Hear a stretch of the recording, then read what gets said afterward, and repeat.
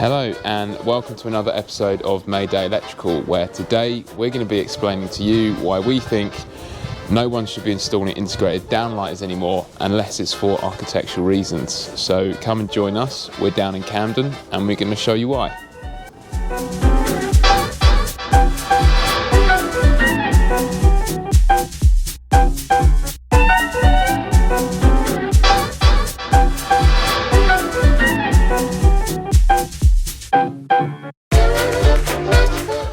Right, okay James, well let's better make mine an old fashioned please. You see, it's quite dimly lit down here, so we've got to try and improve the lighting in here somehow. I've come up with a genius idea on how to increase the amount of light down here. Yeah, I'll show you, let's go and have a look. So the idea is that we're going to try and add more of these under cabinet lights. There are already some in these light fittings, we're trying to put some more in. I'm not sure if it'll work or not, so let's see. Right, so my genius idea is add more lights, okay? When in doubt, more lights. So let's see what happens once we've put the diffuser on. Right, let's have a look back. What do you think? Has that made a difference there? Let's look at the others. Oh dear. Well, it's not made as much of a difference as I'd like. I think what happens is if you have marble as a diffuser, marble doesn't make for a good diffuser. So if you're a lighting company, don't use marble as a diffuser because it renders it no longer a light fitting. So unfortunately these are just going to have to be decorative lights. We can't really do much with them, so I've got to think about how else I'm going to improve the lighting in this basement. Leave the comments in the section below. What would you do to increase the lighting down here? You can't put downlighters in the top here because this is a corrugated metal ceiling. We can probably put some LED strips around the bar there, probably. To be continued, to be continued. The question as to whether or not I should integrate or not integrate my downlighters has always been a very difficult question for me to ask. Almost as if to say, should one's cocktail be shaken or stirred? And I'd like to summarise my thoughts to you as such. Integrated downlighters do have an advantage over a GU10 light fitting in terms of its performance.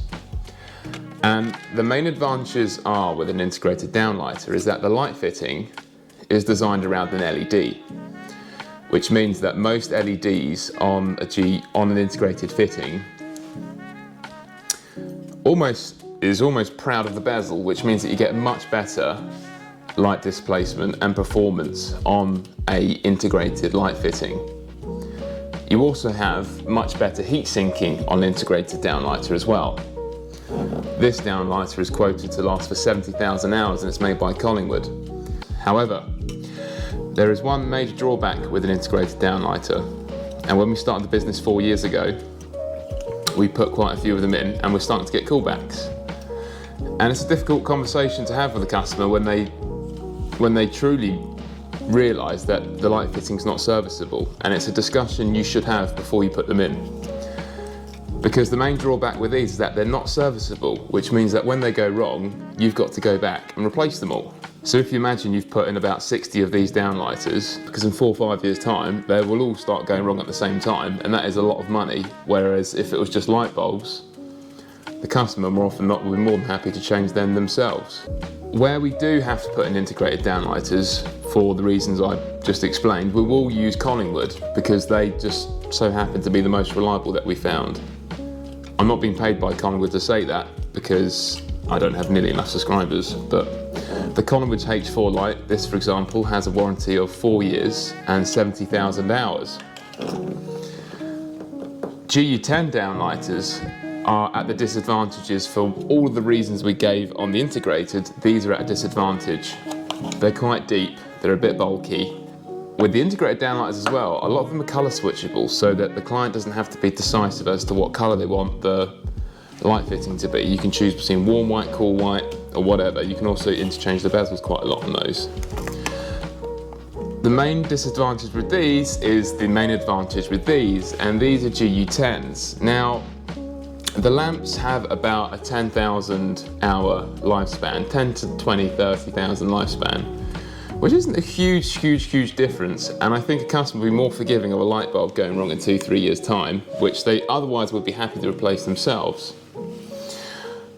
As a result, moving forward, wherever we can, we're just going to be putting in GU10s. We're not going to faff around with integrateds for the very reasons I just explained. Oh, and these so happen to almost always be IP rated, and you got to buy special IP rated ones for GU10 fittings. There are disadvantages, but I think they're outweighed by the fact that these are not serviceable, whereas these are. And make sure your customer knows that before you install them, okay? Right, with regards to this basement, we're going to be upgrading the lights in this basement. Leave some comments below as to how you would upgrade the lighting in this basement, because at the moment we do have a bit of a challenge with the lights in this basement.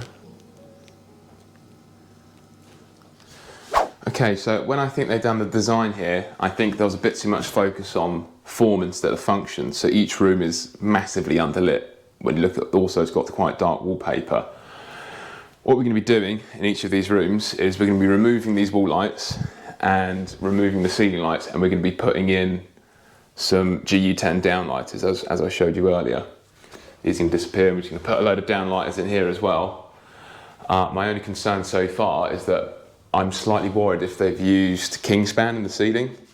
So if they've used Kingspan in the ceiling, it's going to make routing our cables really difficult. So let's quickly go and make a pilot hole, and let's just hope and pray it's not Kingspan. Right, we're going to make a start in the hallway. These wall lights are going to go. We're going to do a pilot hole, and then in theory, this is the end of line for the switch supply. And we're just going to cut that, pull it up. Let me just knock a little pilot bit in first.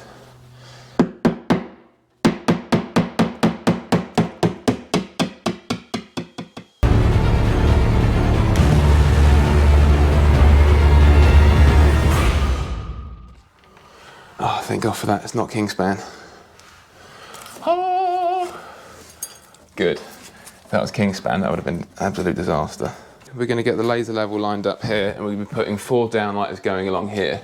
These are going to be wagoed up and pulled into the wall, so put those into some wagos and pop those inside the dry line wall. We're going to have, along this line, we're going to have 4 downlighters, and we're going to do it equidistant. So because we're going to have 4 downlighters going in on that line, if you imagine, we're going to have 5 spaces, because we're going to divide the area by 4, which would mean that we'd have 5 spaces.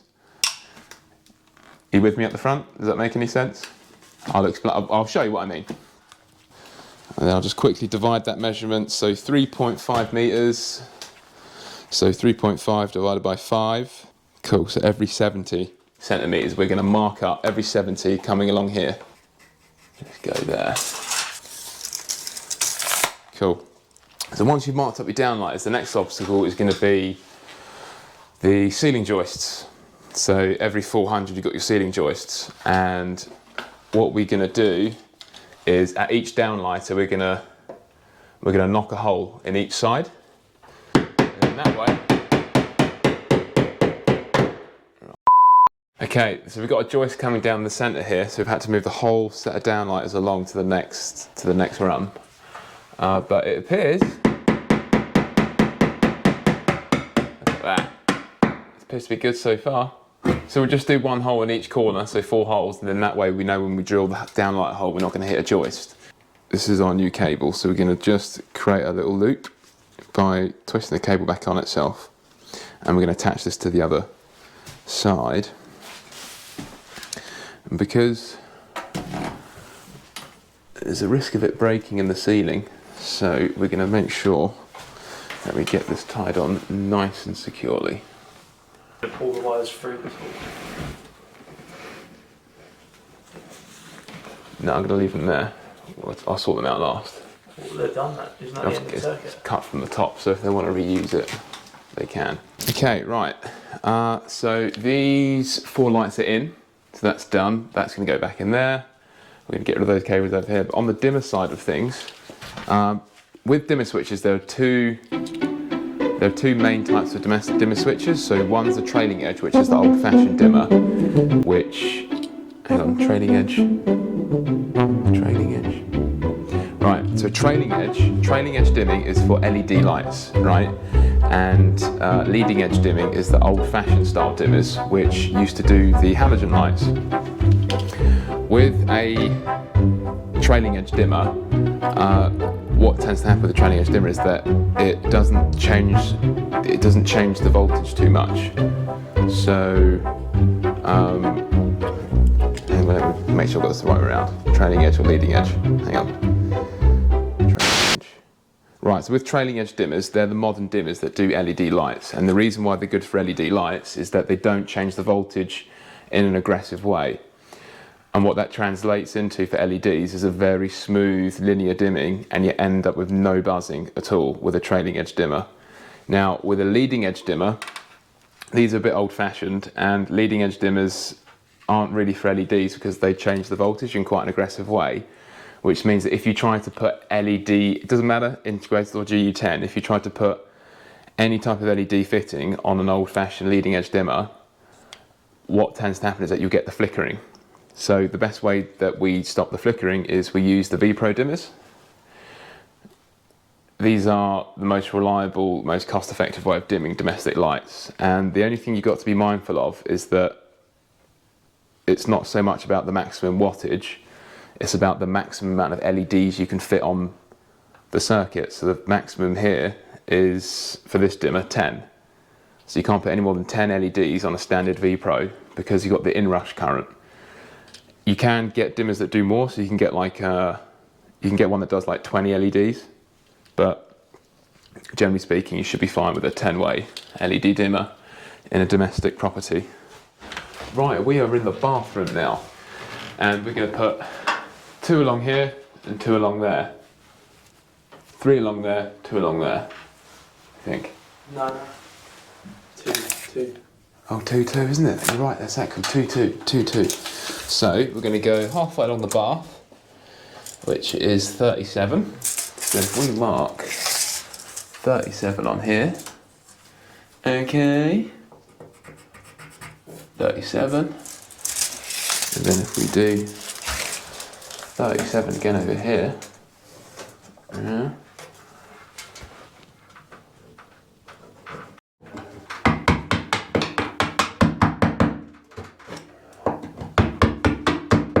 okay, so these are all now clear, so I'm happy to drill those. In the meantime, the customers will just order us the lamb kebab and a glass of wine. So don't we have very nice customers?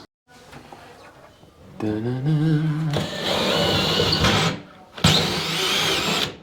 at that, full commitment.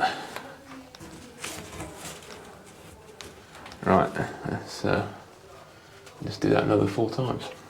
3 times, no, 2 times. Cool.